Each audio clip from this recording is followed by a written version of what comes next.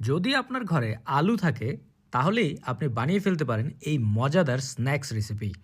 তো চলুন আপনাদেরকে রেসিপিটি দেখিয়ে দিচ্ছি।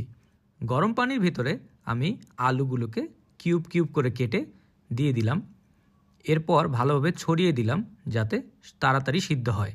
5 মিনিটের মতো আমি সেদ্ধ করে নিব। আপনারা কে কোথা থেকে আমার এই ভিডিওটি দেখছেন অবশ্যই কমেন্ট করে জানাবেন, আমি আপনাদের সবার কমেন্টের উত্তর দিব। 5 মিনিট সেদ্ধ হয়ে যাওয়ার পরে আমি আলুগুলোকে তুলে ফেলব। তুলে আরেকটি পাত্রে রেখে দিব। আলু সেদ্ধ হয়ে গেলে আমাদের কাজ কিন্তু শেষ হয়ে গেল না, আমাদের আরও কিছু কাজ করতে হবে। সেদ্ধ করা আলুগুলোকে একটু ঠান্ডা করে এর ভিতরে আমি দিয়ে দিব ময়দা, তারপর দিয়ে দিব কর্নফ্লাওয়ার, সামান্য লবণ, তারপর দিয়ে দিব রসুন, আদা, গুঁড়ামরিচ, এরপর সামান্য পানি।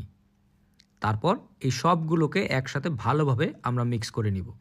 খেয়াল রাখবেন যাতে আলুর গায়ে এই সবগুলো উপকরণ ভালোভাবে লেগে যায়, তাহলে আমাদের এই রেসিপিটি অনেক বেশি সুন্দর হবে আর খেতেও অনেক সুস্বাদু হবে। এখন আমি মিডিয়াম গরম তেলের ভিতরে এই সবগুলো আলুকে ছেড়ে দিচ্ছি। একটি একটি করে সবগুলো আলু আমরা দিয়ে দিব। দিয়ে আমরা কিছুক্ষণ ভাজবো। ভাজা হয়ে গেলে আমরা আবার সবগুলো আলুকে উল্টে দিব। উল্টে আরও কিছুক্ষণ ভাজবো। ততক্ষণ পর্যন্তই ভাজবো যতক্ষণ পর্যন্ত এর গায়ের রং ব্রাউন কালার না হয়ে যায়। হয়ে গেলে আমরা এই আলুগুলোকে তুলে ফেলবো।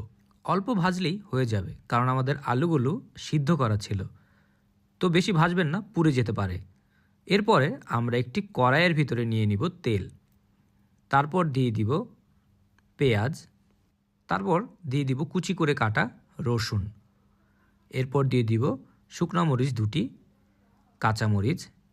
এরপর এগুলোকে আমরা কিছুক্ষণ ভাজবো। 2 মিনিট ভাজলেই হয়ে যাবে। 2 মিনিট ভাজার পর এর ভিতরে দিয়ে দিব কারি পাতা। আপনারা কারি পাতা না থাকলে না দিলেও চলবে, আর দিলে এই রেসিপির টেস্ট আরও ভালো হবে। এরপর আমি এর ভিতরে দিয়ে দিব সস, টমেটো সস দিয়ে দিব, বা আপনারা টমেটো কেচাপও দিতে পারবেন। এরপর আমি সামান্য পানি দিয়ে আবার মিশ্রণটিকে ভালোভাবে মিক্স করে নিব।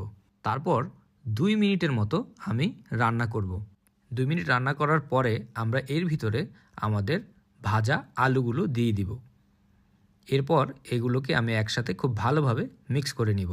ভালোভাবে আস্তে আস্তে এগুলোকে মিক্স করতে হবে, আর খুব অল্প জালে রান্না করতে হবে। এরপর আমরা এর ভিতরে দিয়ে দিব ধনিয়া পাতা, দিয়ে আমরা ভালোভাবে মিক্স করে নিব। আমাদের রেসিপি তৈরি হয়ে গেছে।